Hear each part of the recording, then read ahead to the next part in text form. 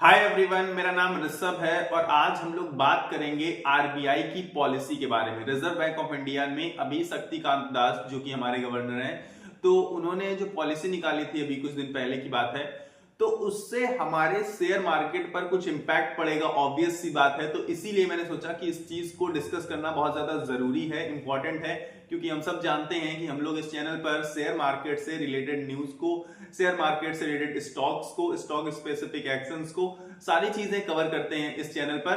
तो इसीलिए आरबीआई की पॉलिसी को भी कवर करने जा रहे हैं और ये बात भी डिस्कस करेंगे कि इसकी वजह से किस शेयर पर ज्यादा इंपैक्ट पड़ता हुआ नजर आएगा, मतलब कौन से ऐसे स्टॉक्स होने वाले हैं जिनसे इसे फायदा मिलने वाला है और जिसकी वजह से इसे थोड़ा बहुत नुकसान हो सकता है। तो पूरी की पूरी डिटेल में एनालिसिस करेंगे, डिटेल में सारी की सारी बातें करेंगे।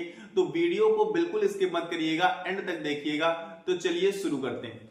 तो शक्तिकांत दास जी ने रेपो रेट को अनचेंज रखा है। सबको पता है कि रेपो रेट 6.5% चल रहा था हमारी कंट्री में और वही अभी हाल फिलहाल चल रहा है। जबकि अगर हम लोग बात करें कि अभी अमेरिका में जो फेड रेट कट हुआ था, लगातार 2 बार रेट कट हो चुका है, लेकिन इसके बावजूद आरबीआई ने कोई भी रेट कट नहीं किया है। रेपो रेट अनचेंज है, 6.5% एज यूजुअल चल रहा है। अब उम्मीद क्या की जा रही थी? सबसे जरूरी चीज तो उम्मीद है, क्योंकि उम्मीद पर अगर खरे उतरते हैं हम लोग तो फिर शेयर मार्केट बूम होता है, यानी कि रॉकेट होता है। और अगर हम लोगों को जो उम्मीद कर रही होती है मार्केट, उसके अगेंस्ट कुछ आता है तो शेयर मार्केट गिरता है, ये हम सबको पता है। तो उम्मीद थी यार, देखो कि थोड़ा सा कट करने के चांसेस बड़े थे, क्योंकि लगातार अमेरिका भी कट करता जा रहा था और इसी वजह से उम्मीद ज्यादा बढ़ गई थी कि कट होगा रेट, क्योंकि अमेरिका को ही एज यूजुअल हम लोग फॉलो करते हैं मेजॉरिटी ऑफ द केसेस। तो लेकिन इस समय आप सबको पता है कि अमेरिका से भी काफी दिक्कतें क्रिएट करने की कोशिश की जा रही है अमेरिका की तरफ से हमारे लिए, और मैं आपको बताऊंगा अभी कि काफी बड़ा प्रॉब्लम भी इसकी वजह से क्रिएट हो रहा है। तो उसके बारे में बाद में डिस्कस करेंगे, लेकिन पहले इस पॉलिसी को डिस्कस करते हैं। तो रेपो रेट अनचेंज हुआ, जो कि थोड़े चेंजेस के चांसेस ज्यादा थे, लेकिन सबके अनुमान अलग अलग थे। कोई कहता चेंज होगा, कोई कहता नहीं चेंज होगा, ठीक है, घटना बढ़ना अपनी जगह पर है।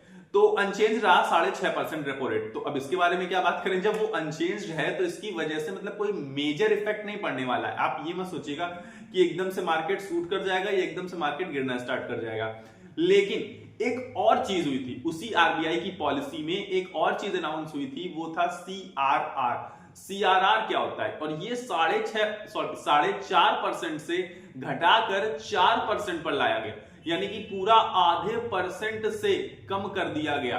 तो अब इसका मतलब क्या है? सीआरआर का मतलब है कैश फ्लो की बात कर रहा है, कैश रेशियो की बात कर रहा है, कैश रिजर्व रेशियो, सीआरआर। तो कैश रिजर्व रेशियो क्या है? आप सबको पता है कि जो रिजर्व है हमारे पास, हमारे इंडिया पूरे देश के पास रिजर्व मान लीजिए या फिर बैंक के पास रिजर्व मान लीजिए, तो 4.5% रिजर्व रखा जाता था पहले, जो कि उन्होंने घटाकर कह दिया है कि अब आप 4% रिजर्व रख सकते हैं। यानी कि वो जो आधा % आपको दिख रहा है ना, अब वो आएगा हमारे देश की इकोनॉमी की ग्रोथ में, यानी कि हमारे देश के लिए वो पैसा यूज किया जा सकता है। अब उसे रिजर्व में बचा कर नहीं रखना है कि इसे हम खर्च नहीं कर सकते हैं, कभी भविष्य में देखा जाएगा। अब उस पैसे को छोड़ा गया है खुला, और अब उस पैसे से बहुत भारी आपको विकास देखने को मिलेगा। अब आप कहेंगे कि ये आपने जो बात बता दी कुछ समझ में नहीं आई। बिल्कुल नहीं समझ में आई, क्योंकि क्या सीआरआर और क्या ये आधा % का चेंज, ये सब कैसे? तो हम लोग आपस की भाषा में बात कर लेते हैं।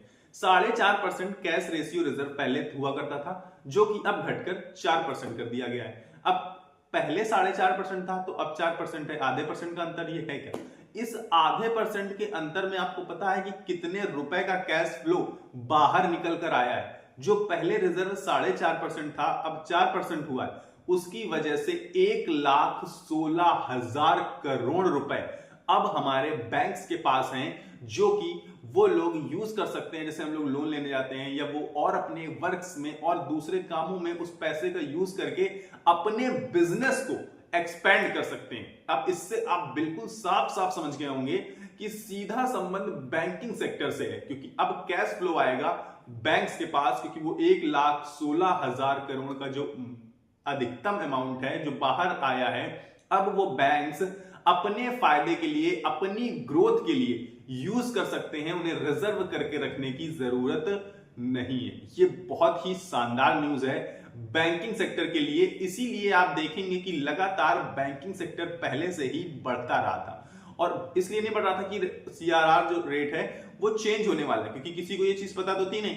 पर बैंकिंग सेक्टर अच्छा परफॉर्म करेंगे इसका अनुमान बहुत सारे लोग पहले से ही लगा रहे थे, और इस न्यूज के बाद, यानी कि जो हमारी आरबीआई की पॉलिसी है, इसके बाद तो सबको पूरा यकीन हो चुका है कि आगे चलकर आने वाले 1-2 सालों में बैंकिंग सेक्टर धमाका करने वाले हैं। और आप सबको पता है कि बैंकिंग सेक्टर में किन किन बैंक्स पर नजर रखनी है खास करके।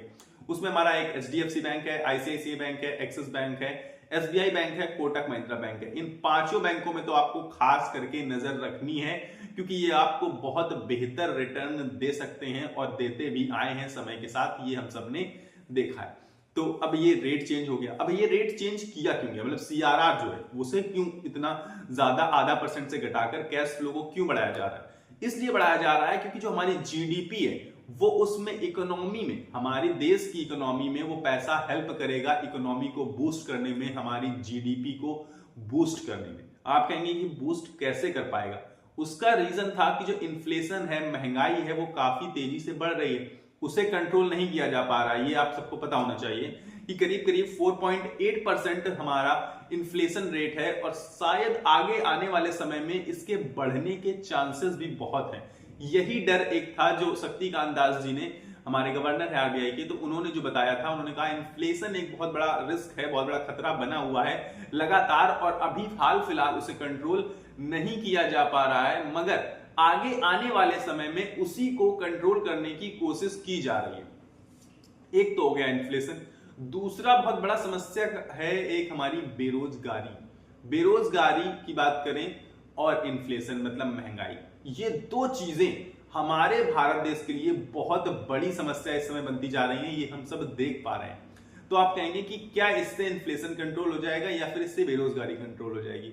मैं कहूंगा कि दोनों को ही कंट्रोल करने में मदद मिलेगी। हो जाएगा या नहीं हो जाएगा ये सब मतलब फ्यूचर की बातें, आगे चल के देखा जाएगा कि हुआ या नहीं हुआ, क्योंकि वो तो मैटर करता है कि हम लोगों ने सही से उस चीज को इंप्लीमेंट किया या फिर नहीं किया। पर कोशिश वही होगी कि दोनों चीजों को स्थिर करने की प्रयास जारी रखे जाएंगे। आप कहेंगे कैसे? अब आप कहेंगे इस 1,16,000 करोड़ से क्या ये सारी चीजें मुमकिन है? बिल्कुल मुमकिन है। मैं कहूंगा क्यों मुमकिन है।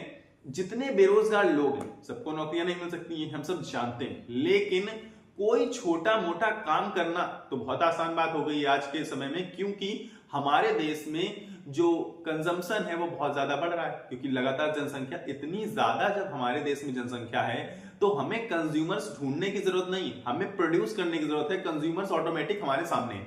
तो अब छोटे मोटे बिजनेस करना तो आसान है ना, और उस पैसे से उन्हीं युवाओं को, उन्हीं लोगों को, अगर बाई चांस, क्योंकि कोशिश तो यही हो रही है ना कि वो रुपया आएगा जब बैंक्स के हाथ में, तो वो उससे अपना बिजनेस एक्सपेंड करेंगे। बिजनेस एक्सपेंड करने का मतलब क्या? उनका काम तो लोन देने का होता है, किसी भी क्षेत्र में दें, चाहे वो कार लोन दें, चाहे कुछ भी दें।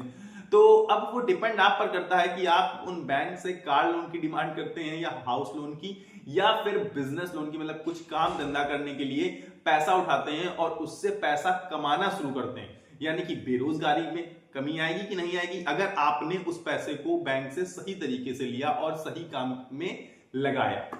एक चीज, बेरोजगारी में कमी आ गई।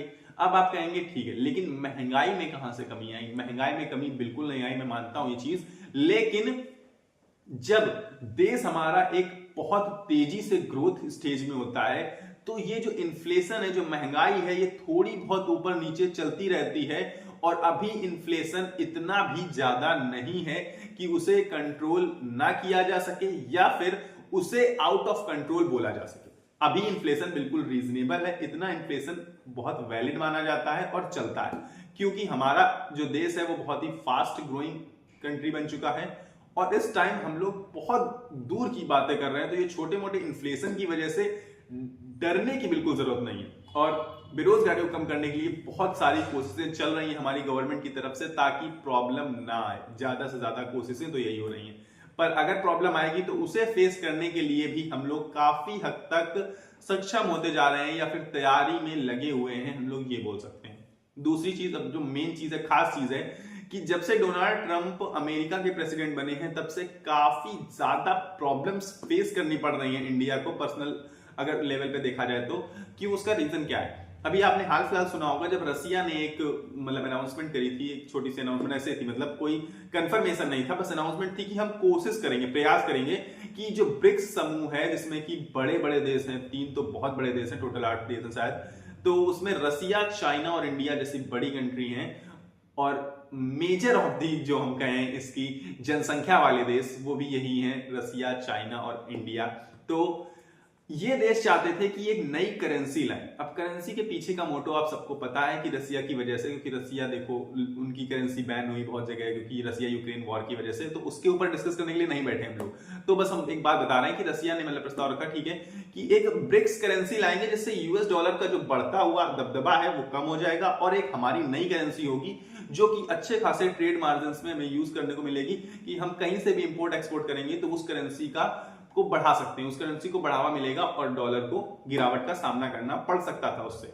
उसके बाद डोनाल्ड ट्रंप जी ने क्या कहा, उन्होंने कहा कि हम 100% से ड्यूटी बढ़ा देंगे, 100% से कर बढ़ा देंगे, टैक्स बढ़ा देंगे। किस चीज पर टैक्स? कि जो चीजें हम अमेरिका के मार्केट में सप्लाई करते हैं, बेचते हैं, चाहे वो रसिया हो, चाहे वो हमारा चाइना हो, चाहे वो हम हो खुद इंडिया, या फिर ब्रिक्स समूह का कोई भी देश हो, जब हम अपनी चीजें वहां बेचने जाएंगे तो जैसे हमारी चीज की वैल्यू है 100 रुपीज, अब वो वहां पर बिकेगी 200 पर।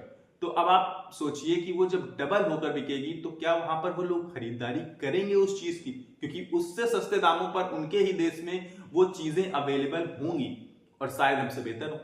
तो इसलिए उन्होंने कहा अगर आप लोगों ने यूएस डॉलर को कमजोर करने की कोशिश करी या अपना ब्रिक्स की अलग से करेंसी लाने की कोशिश करी, तो वो 100% से ब्रिक्स समूह के देशों पर ड्यूटी को बढ़ा देंगे, और इससे बहुत बड़ा भारी लॉस होगा, क्योंकि अमेरिका एक बहुत बड़ा मार्केट है, ग्लोबल मार्केट है।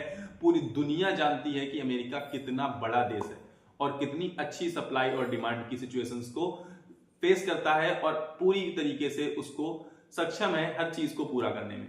अब तो लगातार, ये पहली बार नहीं है, डोनाल्ड ट्रंप जी ने लगातार ऐसे बयानबाजियां लगातार करते आए हैं कि वॉर रुकवा देंगे, ये कर देंगे, वो कर देंगे, कुछ ना कुछ करते लगातार। देखिए इसी वजह से शायद वो, मेरे हिसाब से तो प्रेसिडेंट भी इसी वजह से बने हैं, क्योंकि बहुत सारे भाषण उनके बहुत खतरनाक थे, मतलब बहुत ही उन्होंने बेबाक होकर भाषणबाजी करी। अब जब बन गए, जब जीत गए, इसके बाद भी उनका रवैया वैसा ही है, वो खतरनाक टाइप के इंसान है, क्योंकि सब लोग उनको सनकी भी बोलते हैं, थोड़ा है भी वो सनकी टाइप के। तो अब कर क्या सकते हैं? अब हमारी तरफ से जो एस जयशंकर जी हैं हमारे फॉरेन मिनिस्टर, तो उन्होंने भी यही कहा कि ऐसा कुछ भी नहीं है। उन्होंने कहा ब्रिक्स कोई भी करेंसी लॉन्च करने नहीं जा रहा है यूएस को गिराने के उद्देश्य से, और यूएस मतलब डोनाल्ड ट्रंप जी और इंडिया के बीच में संबंध भी काफी अच्छे हैं और पुराने संबंध हैं मोदी जी और ट्रंप के, तो ऐसी कुछ सिचुएशन क्रिएट नहीं होने जा रही उन्होंने कहा। यानी कि उन्होंने साफ साफ यूएस को सपोर्ट कर दिया। अब ये तो अपना पर्सनल मैटर है, देखिए अब कौन घुसे वहां पर जाके, आप कहेंगे पॉलिटिक्स में, तो हम पॉलिटिक्स की बातें करने तो नहीं आए, हम सिर्फ उसकी बयानबाजी को डिस्कस करने आए कि उसकी वजह से शेयर मार्केट पर क्या इंपैक्ट पड़ने वाला है। तो शेयर मार्केट पर इंपैक्ट ये पड़ेगा कि अब 100% ड्यूटी नहीं लगेगी, तो अब हमारे कामकाज आसानी से अभी हाल फिलहाल तो चलते रहेंगे। हाँ, long over the long period of time में तो उसका लॉस है, क्योंकि जितना यूएस डॉलर मजबूत होता जाएगा उतना ही हमारी करेंसी कमजोर होती चली जाएगी। लॉन्ग टर्म में नुकसान है, लेकिन शॉर्ट टर्म में अभी हाल फिलहाल फायदा दिख रहा है, मतलब कुछ भी बड़ा इफेक्ट नहीं दिखेगा हमें, तो नुकसान कम होगा। अब जो आरबीआई की पॉलिसी थी जिसमें 4.5 से सीआरआर को 4% कर दिया गया और रेपो रेट अनचेंज था, उसकी वजह से मुझे पर्सनली किसी भी सेक्टर को, किसी भी चीज को ज्यादा प्रॉफिट होते हुए नहीं दिख रहा है। सिर्फ और सिर्फ एक सेक्टर बूम होगा, रॉकेट हो जाएगा और बहुत तेजी से भागेगा, और वो सेक्टर है हमारा सबका प्यारा sector, banking sector. Banking sector already बहुत अच्छा कर रहा है, क्योंकि बहुत भारी गिरावट का सामना बैंकिंग सेक्टर को नहीं करना पड़ा है। ठीक है, तो बैंकिंग सेक्टर जब अपना ऑल टाइम हाई काटेगा तो 60,000 से लेवल को क्रॉस करने की तरफ बढ़ जाएगा। तो आप सभी को वही 5 बैंक जो मैंने आपसे कही, हालांकि बैंकिंग सेक्टर में बहुत सारे और भी अच्छे बैंक हैं, जैसे कि Punjab national bank, IndusInd bank, बेहतर बैंक्स हैं, लेकिन मैं आपको कहूंगा कि उन 5 मेजर बड़े बैंकों पर आपको फोकस बनाकर रखना है। मैं एक बार फिर से आपको नाम रिवाइंड कर देता हूं कि हमारा HDFC bank, ICICI bank, SBI bank, axis bank और कोटक महिंद्रा बैंक, पांचों बैंक बहुत बेहतर हैं, बहुत अच्छे हैं, और मेरे हिसाब से वो जो सीआरआर का रेट है 4.5 से 4% हुआ है, उससे इन पांचों बैंकों को बहुत तगड़ा मुनाफा होने वाला है। तो आप सब लोग बैंकिंग सेक्टर की तरफ इन्वेस्टमेंट को ज्यादा जोर दीजिएगा, क्योंकि आरबीआई पॉलिसी भी हमारी वही तरफ इशारा कर रही है कि हम लोग बैंकिंग सेक्टर की तरफ अपना रुख करें, क्योंकि बैंकिंग सेक्टर की हालत कुछ समय पहले काफी खराब होती हुई नजर आई थी। क्योंकि शेयर मार्केट का जैसे जैसे क्रेज बढ़ेगा तो वो पैसा बैंक से निकलकर शेयर मार्केट में आना स्टार्ट होगा। ये भी एक खास चीज है, इस पे हम बहुत प्रॉपर एक वीडियो बनाएंगे, बताएंगे आपको। लेकिन अभी हाल फिलहाल तो बैंकिंग सेक्टर काफी अच्छा परफॉर्म करते हुए दिख रहे हैं, और अभी 1-2 साल अच्छा परफॉर्म करेंगे तो मेरे हिसाब से आपको बैंकिंग सेक्टर में नजर रखनी चाहिए। बाकी अभी फिलहाल मेरे पास इस वीडियो में इतना ही है, क्योंकि मैं आपको आरबीआई की पॉलिसी को एक्सप्लेन करने आया था कि इससे किस सेक्टर को मदद मिलेगी।